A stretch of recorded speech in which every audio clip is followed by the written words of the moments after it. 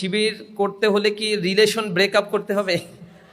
এটা এটা তো আপনি নিজেও জানেন, কোশ্চেনের মধ্যেই শুভঙ্করের ফাঁকি আছে।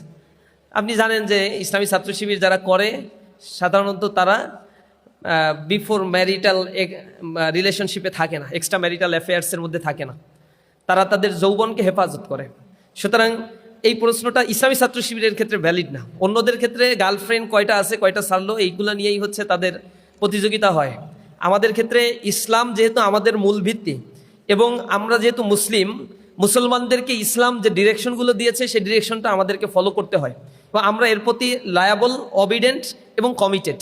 এই কমিটমেন্টের জায়গায় আমরা বলি, যদি আমাদের শারীরিক সক্ষমতা তৈরি হয়, অর্থনৈতিক সক্ষমতা তৈরি হয়, তাহলে আমার রাসূল যেটা বলেছেন, ইয়া মাশারাশ শাবাব মানিস্তাতা মিনকুমুল বাত ফাল ইউজাউবিজ, হে যুবক সম্প্রদায়, এখানে যুবতীদেরকেও ডাকছে আল্লাহ রাসূল, বলছে তোমাদের মধ্যে যার সক্ষমতা আছে বিয়ে করে ফেলো। বিয়ের বাইরে গিয়ে যে কাজগুলো করবা এগুলো প্রতারণার শামিল।